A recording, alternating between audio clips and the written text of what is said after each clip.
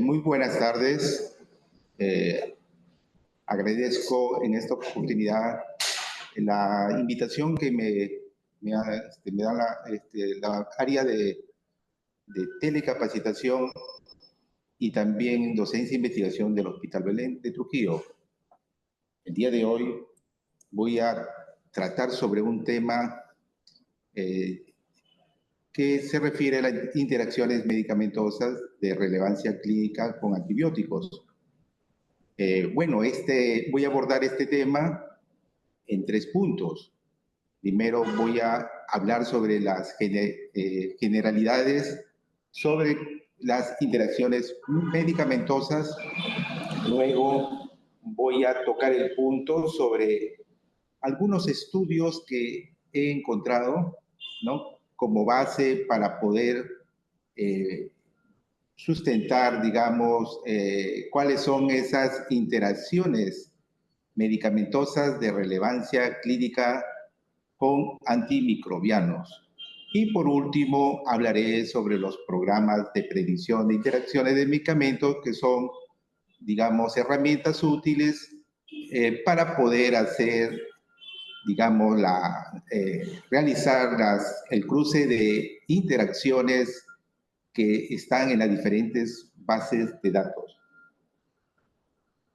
Entonces, empezaré por interacciones medicamentosas con antimicrobianos. En general, todos recordamos a qué se refiere con interacciones medicamentosas, ¿no? ¿Qué es lo que quiere decir, no? Entonces, interacciones medicamentosas se refiere a una alteración del efecto de un fármaco, ¿no? Que se puede dar a diferentes aspectos, ¿no? Que puede ser cualitativo, es decir, cuando se ve afectado su mecanismo de acción. Es decir, estamos hablando de la farmacodinamia. Pero también, digamos, esta alteración del efecto de un fármaco puede ser debido a un nivel cuantitativo. Entonces, quiere decir cuando se ve alterado su farmacocinética, ¿no? Pero, como podemos ver, no solamente las interacciones medicamentosas se dan a nivel de medicamento o fármaco, sino también a nivel de alimentos, ¿no? Fármaco, algunos suplementos que pueden alterar la farmacocinética o la absorción, ¿no?, de un fármaco. Pero también hay algunas condiciones clínicas, ¿no?, propias de la enfermedad de un paciente que puede también alterar digamos, la farmacocinética, y también puede alterar en el efecto de un fármaco desde el punto de vista de la farmacodinamia. Entonces, cuando hablamos de este efecto, tenemos que ver que no todas las interacciones medicamentosas, digamos, son malas, ¿no?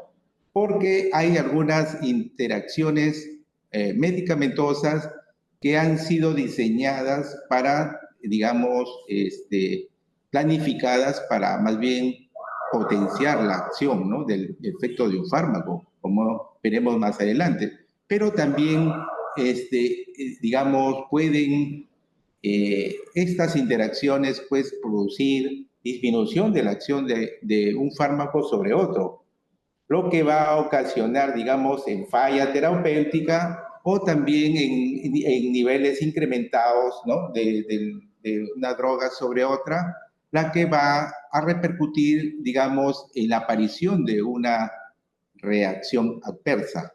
En esta oportunidad, como el enfoque está dirigido a la interacción medicamento-medicamento, recordaremos que hay una clasificación, ¿no? de las interacciones medicamentosas, como son el aspecto, digamos, físico-químico y el farmacológico. Cuando hablamos del efecto de una interacción físico-química, nos estamos refiriendo, por citarles un ejemplo, cuando se mezclan dos fármacos, ¿no? En un, digamos, recipiente, llámese un Volutrol, ¿no? Entonces se diluye dos fármacos, por citar un ejemplo, un antibiótico betalactámico con una aminoglucósido, ¿no? El cual ese beta-lactámico se va a ver extendida su estructura por una acción de un ataque nucleofílico del aminoglucósido, ¿no? Lo que va a traer, por lo tanto, que se estabilice y se forme un precipitado antes de la administración de estos medicamentos, ¿no? Y por otro lado, tenemos las interacciones farmacológicas, ¿no? Como ya mencioné, que son de dos tipos, ¿no? Tenemos la que es la farmacodinamia, ¿no? Y la farmacocinética. Cuando hablamos de farmacodinamia, nos referimos a tres posibles, ¿no? Que podrían ser la de adición, potenciación y antagonismo. Cuando hablamos de adición, quiere decir que el efecto de dos fármacos, la suma de 1 más 1 es 2, ¿no? Por citarles un ejemplo, tenemos, por ejemplo, cuando se potencia la acción de digamos, un beta-lactámico con un inhibidor de beta-lactamasas, ¿no?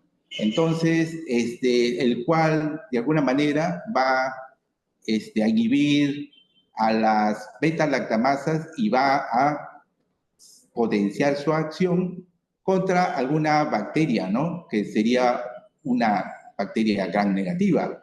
Y con respecto a potenciación, nos estamos refiriendo digamos, de que el efecto de dos drogas, ¿no? 1 más 1 en este caso, va a ser mayor que 2, puede ser 3, 4 o 5, ¿no? En este caso, podría ser el caso de cuando se combinan, por ejemplo, sulfametoxazol con trimetoprima. El sulfametoxazol con el trimetoprim, si bien es cierto, actúan a nivel de la síntesis del ácido fólico, pero sin embargo inhiben, digamos, en la vía metabólica en distintos puntos, ¿no? Lo que esta, digamos, sinergia de alguna manera nos evita, pues, de que usemos dosis altas de sulfametoxazol, lo que tendríamos que usarlo, ¿no? Para poder encontrar un efecto terapéutico, lo que al subir la dosis aumentaría la toxicidad y por lo tanto, si esto se aplica, digamos, o toman niños o no, neonatos, pues va a desplazar, digamos, de los sitios de unión de la albúmina y por lo tanto va a liberar a la bilirrubina y se va a producir ese cuadro que se llama el kernículos, ¿no? Y por otro lado, la otra clasificación, que es el antagonismo, vendría a ser todo lo contrario, ¿no? Quiere decir que si tiene dos medicamentos que se pueden contrarrestar o se pueden disminuir su efecto. Ejemplo, por decir, tenemos de penicilina con tetraciclina, ¿no? Para, digamos, usado en un neumococo. Otro ejemplo sería penicilina con eritromicina en el, digamos, erradicación o el tratamiento de estreptococos de grupo A, ¿no? Entonces, estos, como es una droga, en este caso los betalactámicos vendrían a ser bactericidas, y el uso de un bacteriostático como es las tetraciclinas, las eritromicina, lo que produciría más bien es un efecto antagónico. Y con respecto a las interacciones farmacocinéticas, pues sabemos que es de absorción, distribución, metabolismo y la de excreción. Entonces, la de absorción significa, por citar otro ejemplo, sería el uso de quinolonas o el uso de tetraciclinas, el cual, si se administra conjuntamente con antiácidos, ¿no? O bismutor, o que contienen, digamos, sales de fierro, magnesio, lo que va, o calcio, ¿no? Lo que va a producir, sabemos que estas moléculas, como la tetraciclina, en su estructura tridimensional, tienen unos espacios donde están con cargas negativas, y lo que va a traer son estos cationes, ¿no? Bivalentes, trivalentes, el cual va a formarse quelatos, ¿no? En el tracto gastrointestinal, y por lo tanto se va a ver disminuida la absorción de estos fármacos, en este caso de las tetraciclinas o las quinolonas. En cuanto a distribución, está más enfocado, digamos, a la unión de ciertos fármacos que tienen alta unión a proteínas plasmáticas, ¿no? Que pueden ser desplazados por, digamos, por otros fármacos que tengan más unión a proteína plasmática, y por lo tanto se va a ver alterado su farmacocinética, ¿no? Entonces, también tenemos la de metabolismo, donde ahí ya bueno, existe más que todo medicamentos que son inductores potentes, ¿no? A nivel de citocromo 450 en sus diferentes isoformas, ¿no?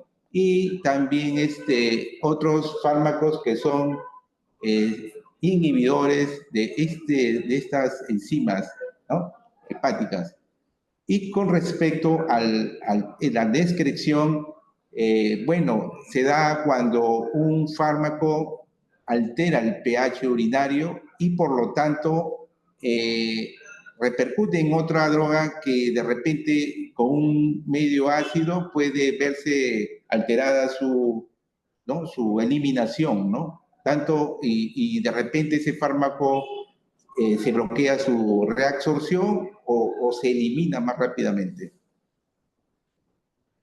Bueno, este es un estudio, esta es una revisión que, bueno, hice una búsqueda que se publicó en el 2023, es acerca de una revisión sistemática y metaanálisis de la interacción de fármaco-fármaco, pero su efecto perjudicial o dañino en pacientes hospitalizados, ¿no? Como podemos ver en la imagen, pues define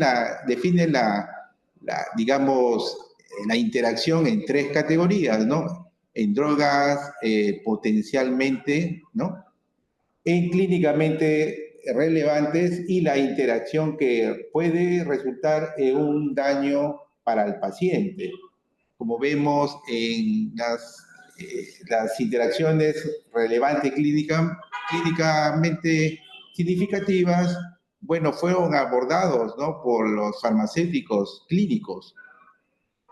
En este estudio podemos ver en esta imagen, hubieron diferentes estudios, ¿no? Con, digamos, diferentes resultados de proporción, digamos, de interacciones fármaco potencial en pacientes hospitalizados. Como podemos ver, hubieron, por citarle, un 71%, ¿no? Un 23%, un 19%, pero el promedio, digamos, de todos, de este metaanálisis, nos arroja que el 33% de pacientes hospitalizados van a sufrir de o sea, en la bibliografía que se busque vamos a encontrar interacciones fármaco-fármaco potenciales.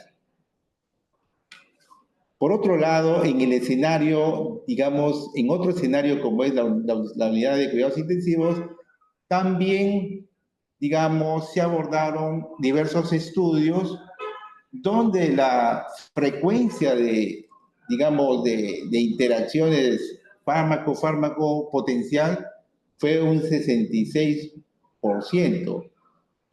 Lo que podemos ver con estos resultados es que en las unidades de cuidados intensivos, digamos, si hacemos una búsqueda, siempre va a haber el doble de interacciones fármaco-fármaco potencial con respecto al escenario de pacientes hospitalizados. Bueno, el anterior que vimos ha sido pues una revisión, digamos, de interacciones potencialmente. Sin embargo, en este estudio podemos ver otra revisión sistemática y metaanálisis en pacientes hospitalizados, ya no, sino cuáles fueron las que manifestaron una prevalencia, digamos, significativa, ¿no? Desde el punto de vista clínico, ¿no? Entonces, este estudio recaudó varios, digamos, estudios, o mejor dicho, este metaanálisis recaudó varios estudios, diferentes tamaños de muestra, vemos diferentes frecuencias de manifestaciones, de interacciones medicamentosas clínicamente, ¿no? Como podemos ver, el más bajo es de 1.2, podemos ver 8.8, ¿no? Y el de mayor prevalencia de 64. Y ellos en esta gráfica resumen, digamos, que en el escenario de emergencia, ¿no? La proporción de interacciones medicamentosas manifestadas clínicamente, vemos que es un 5.5, ¿no? Y con respecto a medicina interna, vemos que es un poco mayor, ¿no? De 6.8. Sin embargo, en las unidades de pacientes pediátricos alcanza un mayor valor de proporción, ¿no? Un 14.7%. ¿Eso qué quiere decir? Que, bueno, es algo, creo, lógico, ¿no? Porque en las unidades de pacientes, digamos, geriátricos, pues estos es por la fragilidad por la edad, otro porque estos pacientes pues reciben una polifarmacia, tienen múltiples comorbilidades, ¿no? Que son factores que, digamos, que de alguna manera lo hacen más propenso a encontrar este tipo de interacciones, ¿no? Que se pueden manifestar clínicamente. Y podemos ver también que en el escenario de la unidad de cuidados intensivos, la proporción es mucho mayor, es un 64%.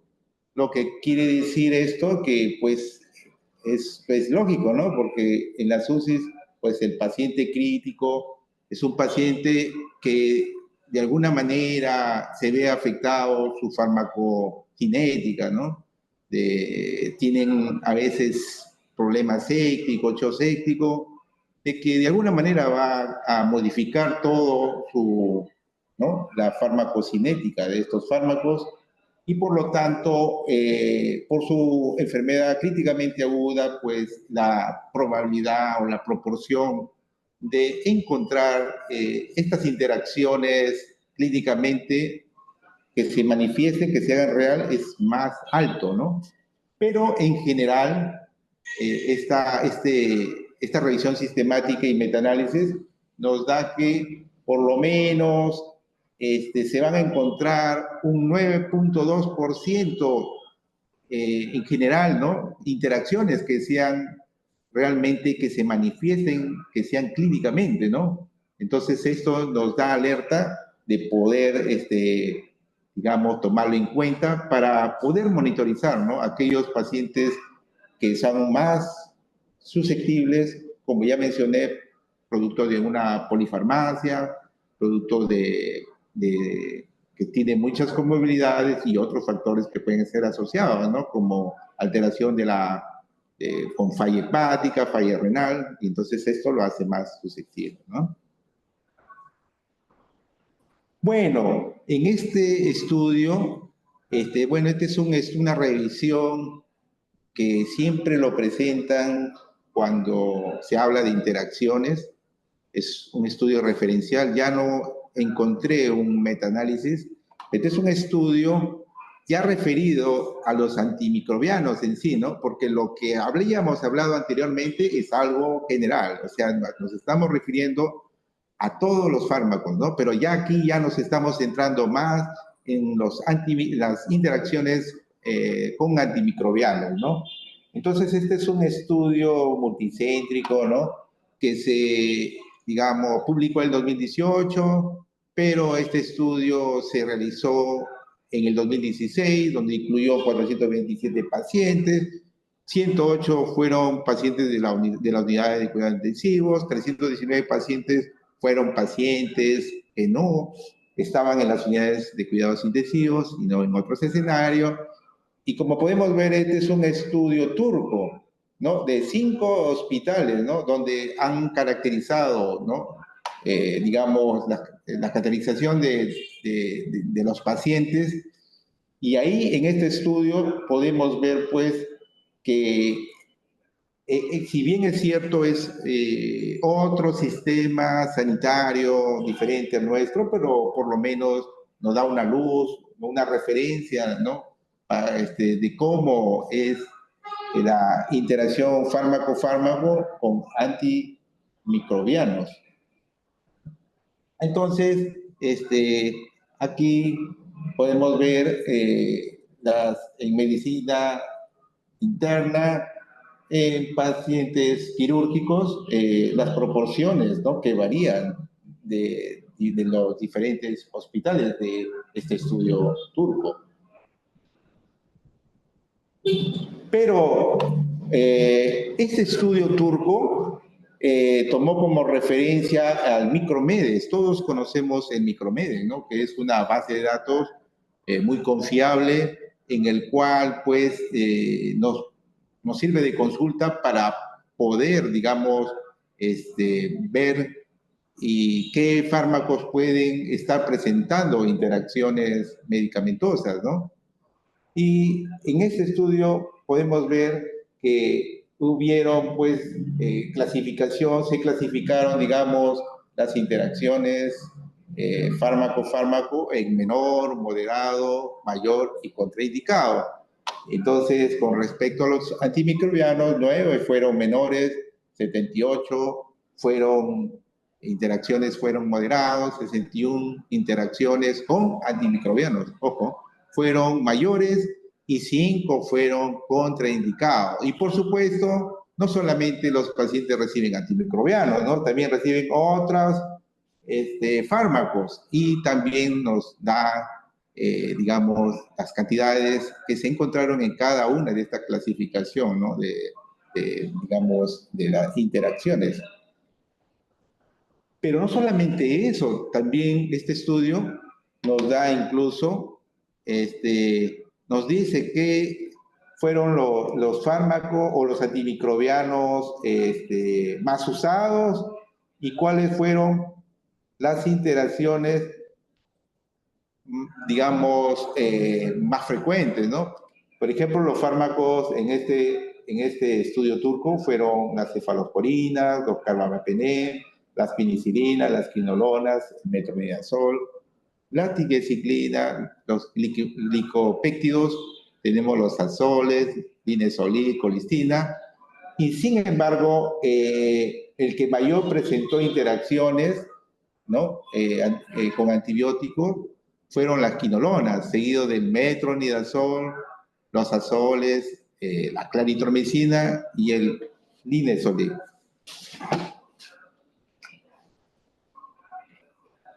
Pero lo importante de este estudio, que no solamente nos da los fármacos o los antibióticos más usados y las interacciones, ¿no?, más frecuentes con estos antimicrobianos, sino nos dicen cuáles fueron los fármacos que fueron, digamos, produjeron interacciones y que estaban contraindicados, ¿no?, como por decir linezolid y triazoles. Y las interacciones, digamos, mayores, tenemos las quinolonas, el metronidazol, nuevamente el linezolid, la claritromicina, nuevamente los triazoles, las penicilinas y también las interacciones moderadas, ¿no?, y las de menor. Si bien es cierto, nosotros más realce le damos a las interacciones contraindicadas, a las interacciones mayores, ¿no? Y no le damos mucho realce a las interacciones moderadas o menores.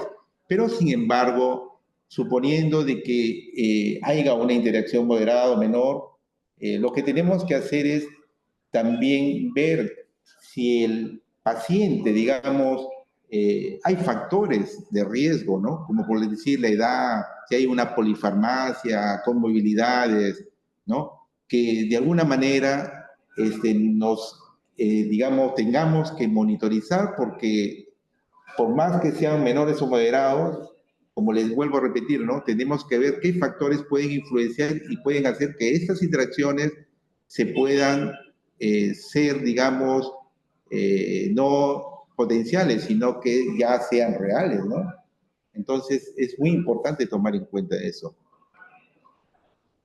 Ahora, en este estudio también nos dice incluso cuáles fueron esas interacciones, ¿no?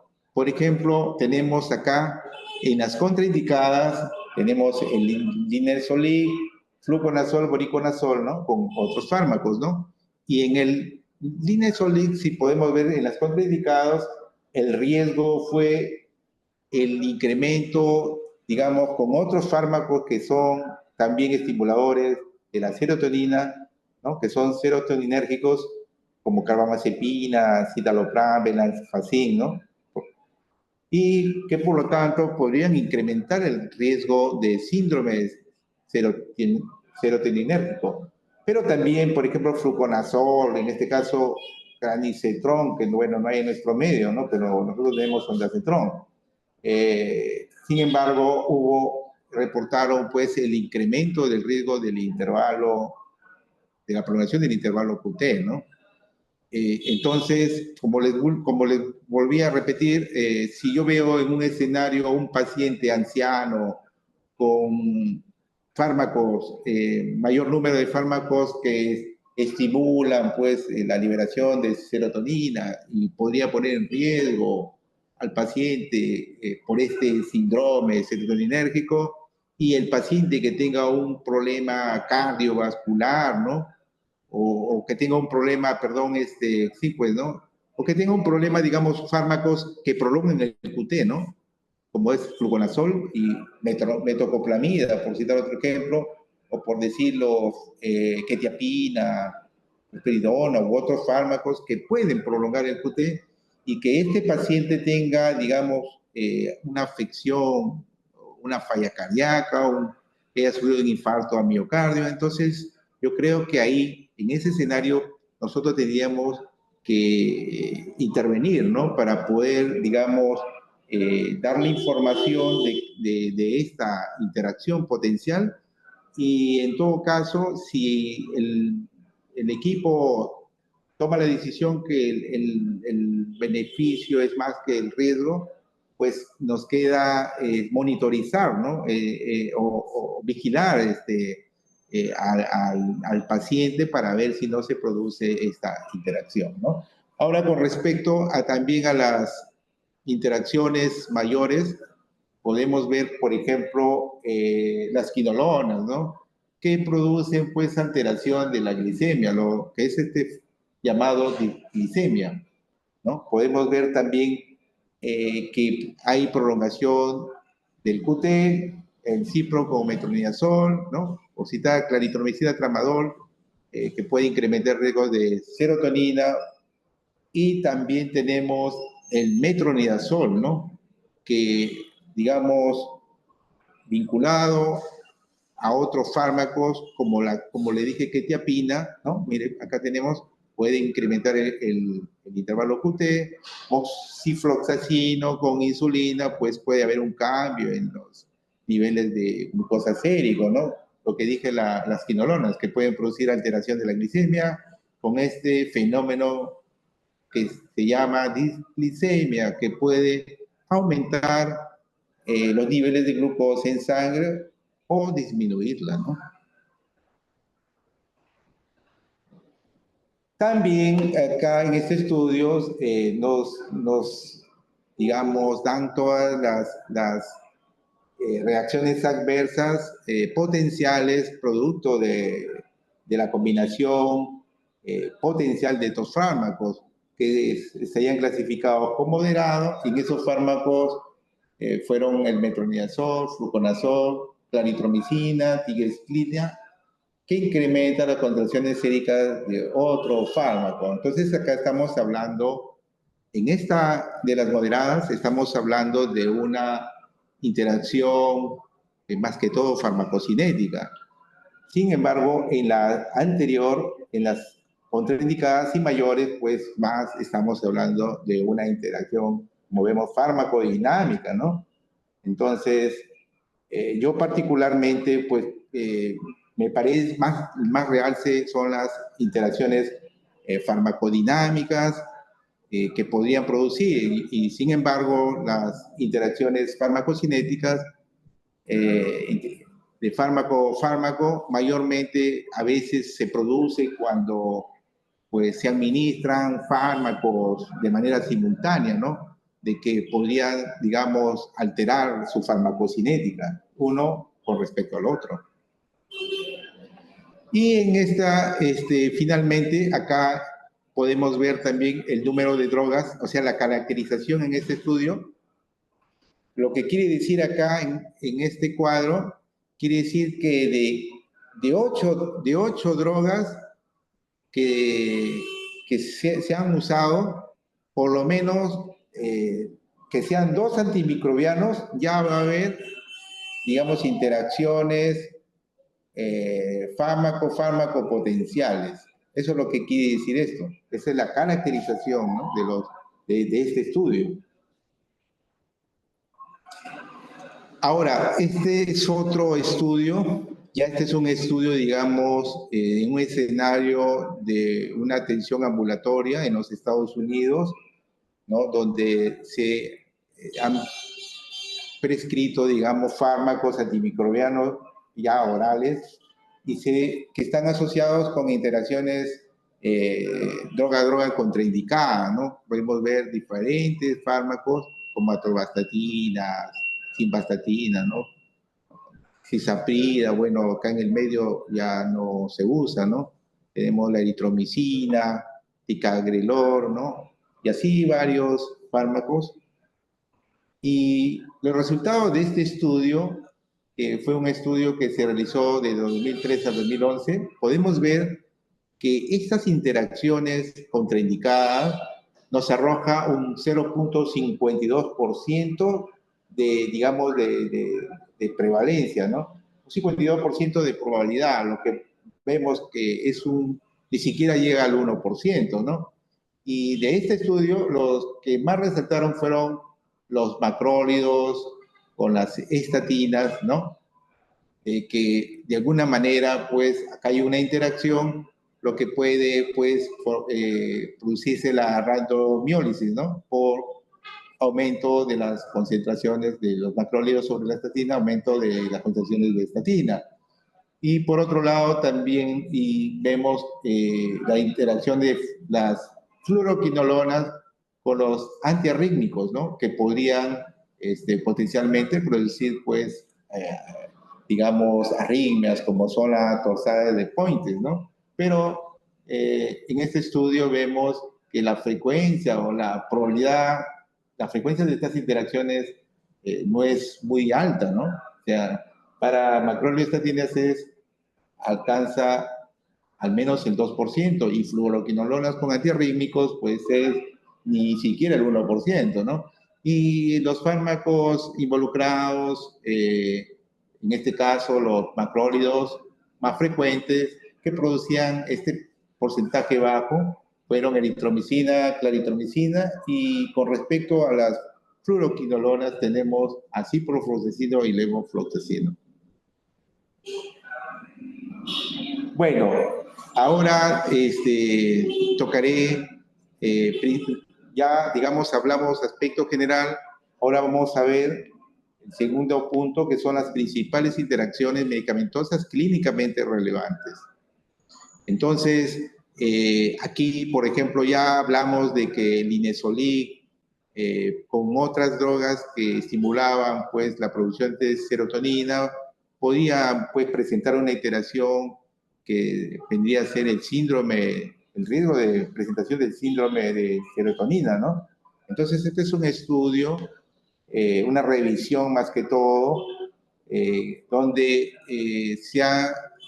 una revisión sistemática, donde se ha visto este estudio para ver si hay una asociación, qué tanto es esa asociación del linezolid, ¿no? En la toxicidad de serotonina, ¿no? Se han incluido, pues, 84 estudios, que han sido estudios retrospectivos, observacionales, ¿no? Y como podemos ver, pues, los casos digamos, de este síndrome de serotonina vinculado o asociado al linezolid, en monoterapia ni siquiera alcanza al 1%. Y en terapia combinada tampoco llega al 1%. Entonces, pero sin embargo, en los que se presentó este síndrome, en todos estos casos se suspendió el linezolid y el agente serotoninérgico, ¿no? Pero en este estudio nos dicen que una vez suspendida estos fármacos, pues la resolución, ¿no?, de la toxicidad en el 75% de pacientes, pues, digamos, se pudo lograr o recuperar en 24 a 48 horas, ¿no? Si bien es cierto, cuando el tratamiento es óptimo, lo que quiere decir esto, como podemos ver, es muy bajo, ¿no? Es muy bajo la presentación de este síndrome serotoninérgico, y si tenemos, pues, el linezolid, que sabemos que es un fármaco usado para bacterias gram positivas, ¿no? Como, por decir, estafilococos, ¿no? Y si tenemos, pues, otra droga que produce también estimulación de serotonina, lo que tendríamos que hacer no es suspender el linezolid, ¿no?, sino más bien es ajustar la otra droga, o ajustar la dosis, o cambiarla, ¿no? En todo caso, si es que tendríamos la sospecha de un síndrome serotoninérgico, porque si cambiaríamos el linezolid, lo que estaríamos propiciando es la resistencia bacteriana, ¿no?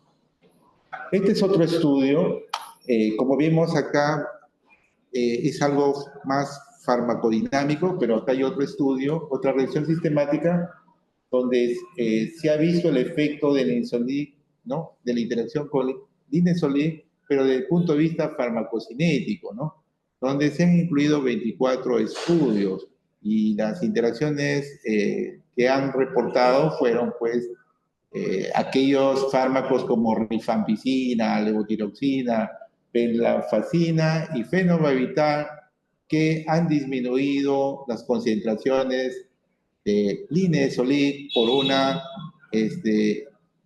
inducción enzimática, ¿no? Y por otro lado vemos también que fármacos como claritromicina, digoxina, ciclosporina, ¿no?, inhibidores de la bomba de protones, y amiodarona, han producido más bien, si con linezolid se administran conjuntamente, pues lo que van a ocasionar es de que las concentraciones de linezolid se incrementen, ¿no?, por efecto de inducción, ¿no?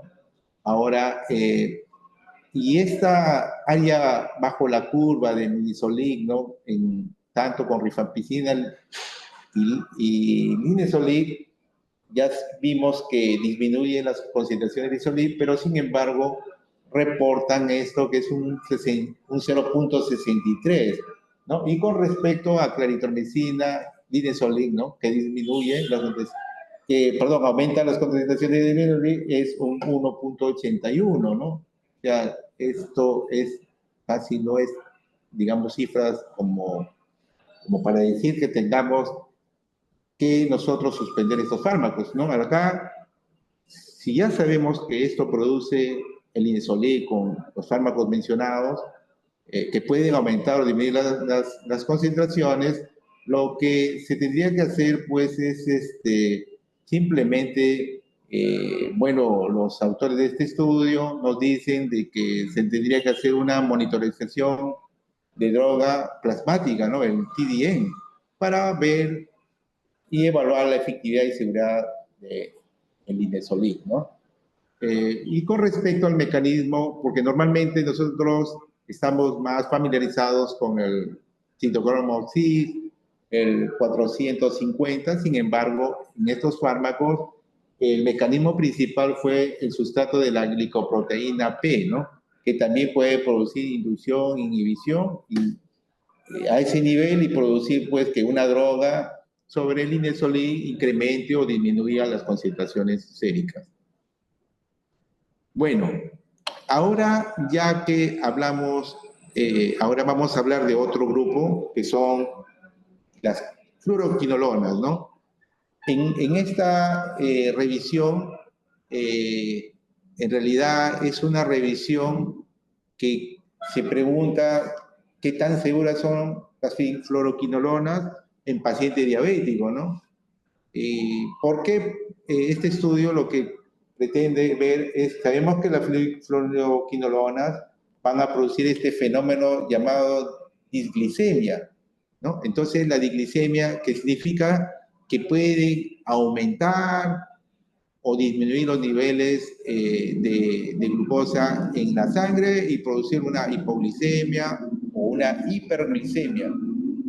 Y esto es lógico, ¿no? Porque si recordamos el mecanismo de acción de las quinolonas actúan sobre las células betas del páncreas, ¿no? Y lo que va de alguna manera, por diferentes mecanismos de acción, estimular la producción o la estimulación de mayor insulina en sangre, ¿no? Lo que podría traer, pues, a disminución si es que el paciente está tomando algunos fármacos hipoglicemiantes orales o insulina, pues se podría presentar, ¿no? Una hipoglicemia. Por otro lado, también las fluoroquinolonas van a también producir, digamos, disminución a nivel de la mitocondria en el ciclo de Krebs, disminución de los ATPs, lo que de alguna manera se vería disminuida la producción de insulina, ¿no? Por los islotes de Langerhans, ¿no? Entonces, como podemos ver, los autores, digamos, recopilaron estudios de pacientes que estuvieron consumiendo estas fluoroquinolonas, ¿no? Como son gatifloxacino, moxifloxacino, ciprofloxacino y levofloxacino. Y como podemos ver en el cuadro, se presentaron no solamente pacientes diabéticos que consumían sus anticoagulantes orales o hacían uso de insulina, sino también en pacientes no diabéticos, ¿no? Reportan que se presentaron cuadros de hipoglicemia e hiperglicemia. ¿Y cuál fue? Incluso nos citan en esta gráfica, cuál fue la fluoroquinolona que estuvo más asociado, ¿no? A este fenómeno de disglicemia, como es el moxifloxacino, ¿no? Seguida del levofloxacino. Y menos frecuente es el ciprofloxacino, pero no podemos dejarlo de lado, ¿no? Porque también cabe cabe la posibilidad que también pueda presentar, ¿no? Entonces, por lo tanto, las fluoroquinolonas deben usarse con mucha precaución en pacientes con diabetes, niñitos que tienen comorbilidades y están recibiendo antidiabéticos o insulina, incluso corticosteroides. Bueno, esta es otra revisión que habla sobre el uso de drogas, o sea, una interacción que puede ser afectado con antiarrítmicos, ¿no? Entonces, aquí tenemos el grupo de los macrólidos, ¿no? Que son, y los azoles, ¿no? Macrólidos, que ya sabemos se dan por las más comunes, la eritromicina y eritromicina, y los azoles, como citar el más común, fluconazol, ¿no? Entonces, para recordar, bueno, acá,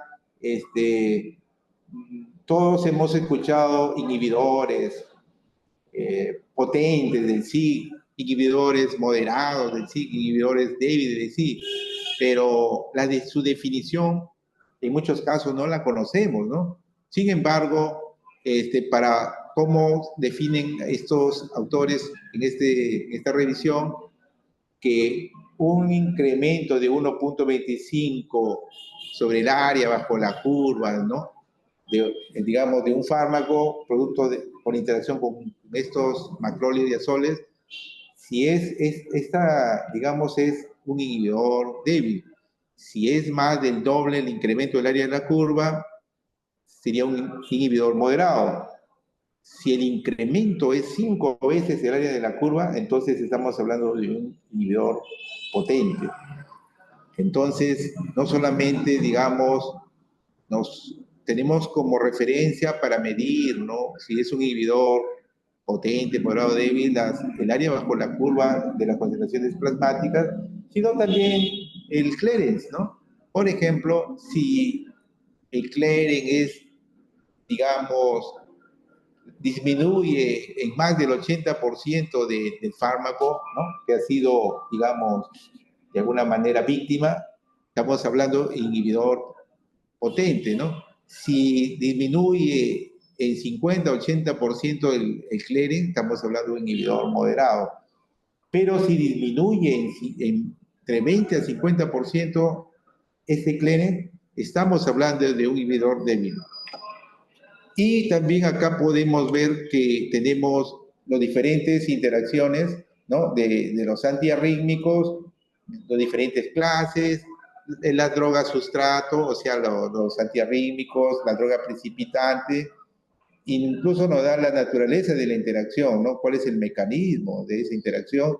Y lo más importante resaltante es que nos da recomendaciones, por citar, si es quinidina con itraconazol, ¿no? Lo que nos está diciendo que, en todo caso, que va a aumentar 2.4 veces, ¿no? el área bajo la curva de quinidina, y nos da una recomendación, o bien cambiar de antifúngico o bien reducir la dosis de quinidina al 50%, ¿no? Pero también nos da algunas recomendaciones también generales.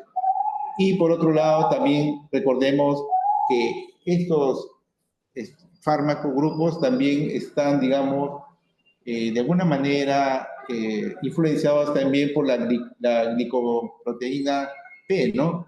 Que también puede comportarse, digamos, esos fármacos a nivel de esta glicoproteína P como inhibidores potentes, ¿no? Por lo tanto, si son inhibidores potentes, todos estos fármacos estarían, ¿no?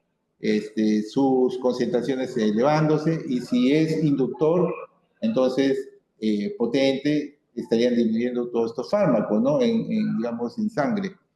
Y también tenemos acá, digamos, que recordar que tenemos inhibidores potentes, moderados, ¿no? Inductores potentes, inductores moderados. Bueno, tenemos un sinfín de fármacos que actúan a nivel, por ejemplo, en este caso del isoforma 3 a 4, ¿no? Pero, como le digo, no todos nos vamos a saber de memoria de todos estos, a qué sí actúan, ¿no? Porque ni que fuéramos enciclopedias, ¿no? Para recordar todo esto. Pero tenerlo esto como referencia, ¿no? Para poder, pero no solamente es en el CI3 a 4, puede ser en el 12-9, 12-19, ¿no? En diferentes tipos de CI. Y también tener en cuenta la glicoproteína P, ¿no? Conocer qué fármacos digamos, se van a hacer inhibidores de esa glicoproteína P, como podemos ver acá una lista, y también los inductores de esta glicoproteína P, ¿no? Esta información, pues, nos da este sumario que es up-to-date, que es un sumario, digamos, que recopila información, digamos, confiable, ¿no? Y también acá hay otro estudio que digamos, han hecho una recopilación de las interacciones droga-droga, pero ya farmacocinética, ¿no? De antibióticos, pero usado digamos, en una unidad de cuidados intensivos de pacientes con sepsis, ¿no? Pero este es digamos, en un sistema de salud como es China, ¿no? Donde, digamos, acá hubieron 45 antimicrobianos que fueron los más usados comúnmente, digamos, en estas unidades de cuidado intensivo, que fueron 45 que produjeron interacciones farmacocinéticas, y ellos pudieron ver cuáles fueron los antimicrobianos perpetrador, quiere decir aquellos que producieron la interacción, ¿no? Como son todos los que vemos, ciprofloxacino, eritro, trimetoprima, sulfitazol, ¿no? Etcétera. Y también tenemos los antibióticos víctimas, ¿no? Quiere decir aquellos que sufrieron, ¿no? Sufrieron la interacción, ¿no? Como es meropenem, cefotaxima, cefazolina, pipetaz, piperacilina, picarcilina, que no está en nuestro país, ¿no? Pirina que, ampicilina, flucloxacilina, que no está en nuestro medio, casco, itra y boriconazol. Pero también lo más interesante de eso que nos da esta gráfica, donde nos dice en esta gráfica, nos dan los 45 antimicrobianos, y en el centro podemos ver estos 12 puntos que son justamente de esas enzimas, como son, ¿no? Las más importantes, la A2, la 12.8, 12.9, la 3A4, y no solamente eso, sino los transportadores, ¿no? Que también de alguna forma, ¿no? Tanto a nivel de antibióticos como perpetrador, ¿no? Que pueden ocasionar, digamos, la interacción y producir cambio en la farmacocinética de los antibióticos como son los víctimas, ¿no? Que ya están referidos acá, ¿no? Con más detalle, bueno, pueden tomar captura de este artículo para ahondar y ver, digamos, qué antibióticos fueron los que producían inducción, los perpetradores, me refiero, ¿no? O inhibición, ¿no? Y finalmente, para terminar, por lo poco que me queda, hablaré sobre los programas de predicción de interacciones medicamentosas, y estos son sistemas de soporte para la toma de la decisión clínica, ¿no? Son programas informáticos que nos van a ayudar a los profesionales de salud a tomar la decisión más certera en cuanto a la parte clínica, para prevenir, diagnosticar o en terapéutica, ¿no? Entonces, estos SSDC están relacionados con medicamentos que nos sirven para encontrar información sobre alergia a medicamentos, interacciones medicamentosas, terapias duplicadas o incluso ajuste de dosis.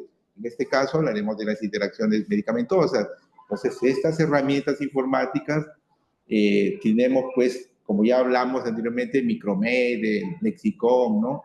Que, digamos, están bien sustentadas, están revisadas por más de un revisor, tienen, digamos, fundamento en ensayos clínicos, pero el único inconveniente es que son de pago, ¿no? No son digamos, de acceso libre.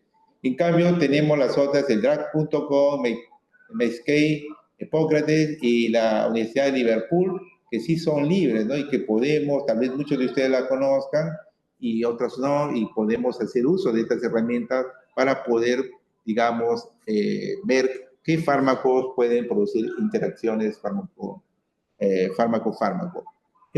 Con respecto a la de Liverpool, podemos ver que incluso nos dan fuentes más específicas de interacciones droga-droga, como son interacciones en pacientes con VIH que usan drogas, en drogas que son utilizadas para hepatitis, interacciones de drogas en COVID-19, incluso en cáncer.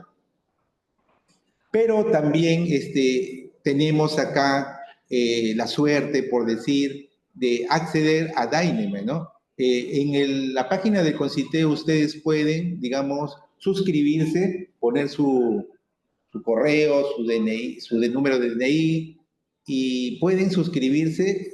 Tenemos la suerte de que Consite está dando, digamos, la suscripción para poder acceder a Dyname, y la base de datos de Dyname está sustentando todo lo que es Micromed. Lo bueno de Dyname es que no solamente va a haber interacciones medicamentosas, ¿no? Para revisar, sino también enfermedades, etiología, tratamientos, etcétera, ¿no? Y también tenemos acceso al ESCO y Scopus, ¿no? Que hay, digamos, artículos que de repente no son de acceso libre, los podemos obtener por a través de la página de Consite, ¿no? Entonces, Dyname, como le digo, por decir, bueno, si ustedes se suscriben, entonces van a tener acceso a Dyname, y por decir acá yo un ejemplo, algo de mi práctica clínica, ¿no? Que yo he hecho búsqueda de vancomicina con piperacilina, que está reportado. Entonces acá tenemos diferentes módulos y nos vamos al módulo de interacciones, ¿no? Y como podemos ver, pues nos dice acá en Dyname, incluso nos dice que está bien documentada esta, digamos, interacción, ¿no? Nos dice que el uso concomitante de estas dos drogas o estos dos antibióticos pueden incrementar riesgo de injuria, ¿no? Injuria renal, incluso nos da más detalles, ¿no? Nos dice las precauciones, el manejo clínico, el inicio de esa interacción, la severidad, el probable mecanismo si lo hubiera, nos da un resumen y lo más importante, la referencia de dónde ellos han tomado, ¿no?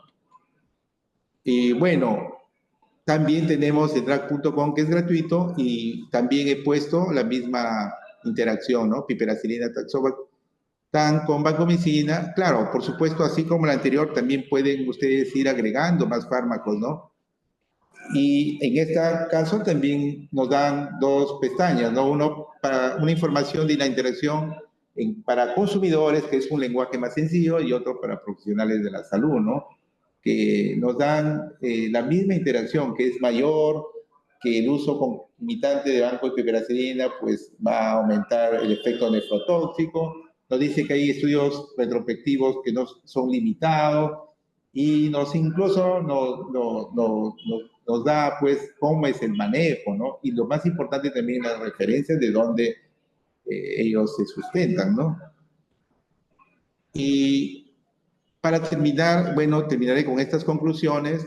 Se estima que un 9% de las interacciones medicamentosas clínicamente relevantes se dan en pacientes hospitalizados, y los antimicrobianos involucrados en la interacción medicamentosa clínicamente relevante fueron linezolid, quinolonas, macrólidos y azoles, para nosotros tener bastante en cuenta estos antimicrobianos.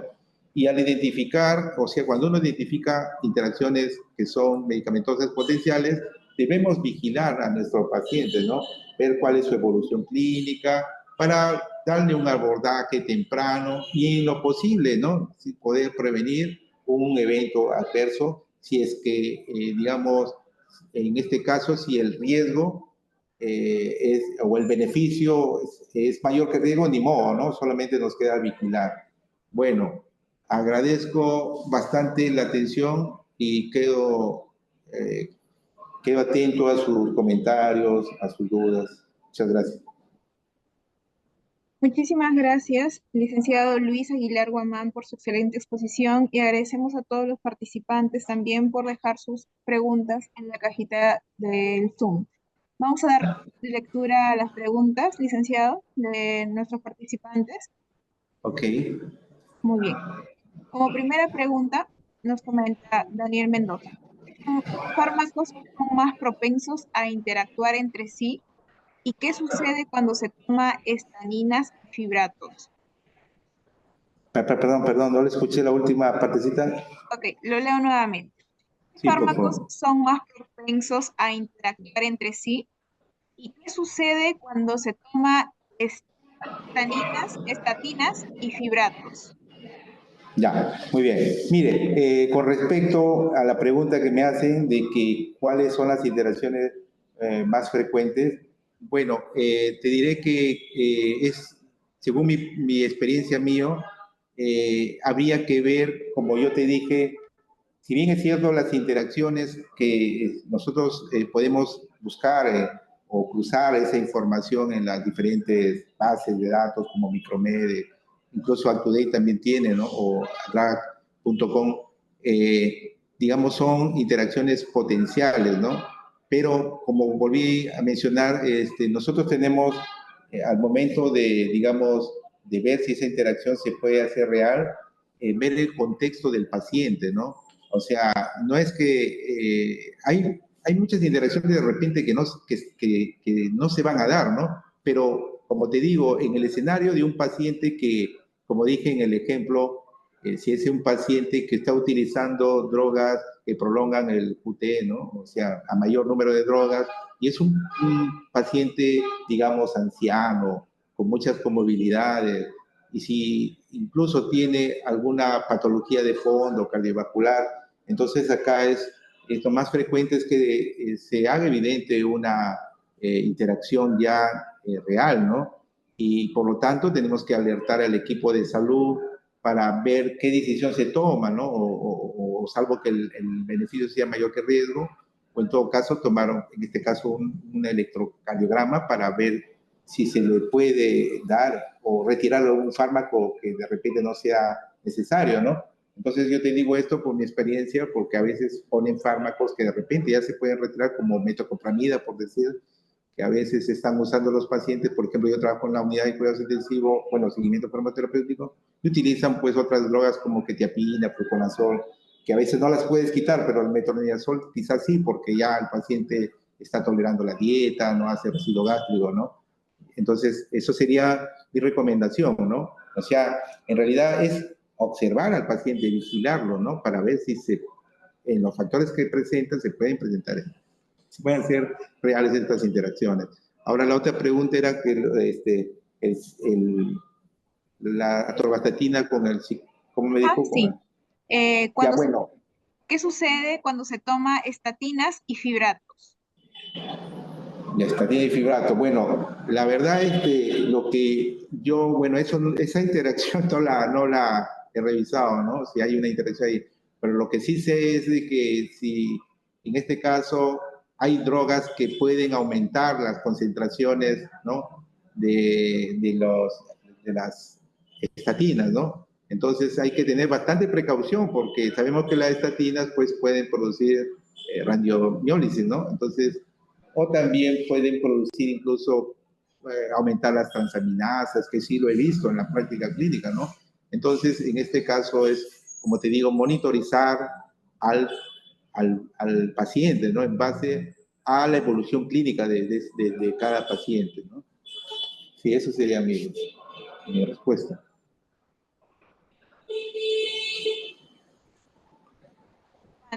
¿Se puede mezclar metamizol y antibiótico en una misma dilución?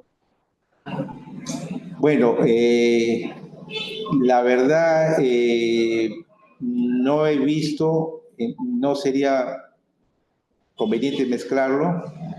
Lo más, como le digo, yo trabajo en la unidad de cuidados intensivos haciendo seguimiento farmacoterapéutico, pero no mezclamos esos dos fármacos para evitar, como dices tú, una incompatibilidad que pueda haber, ¿no?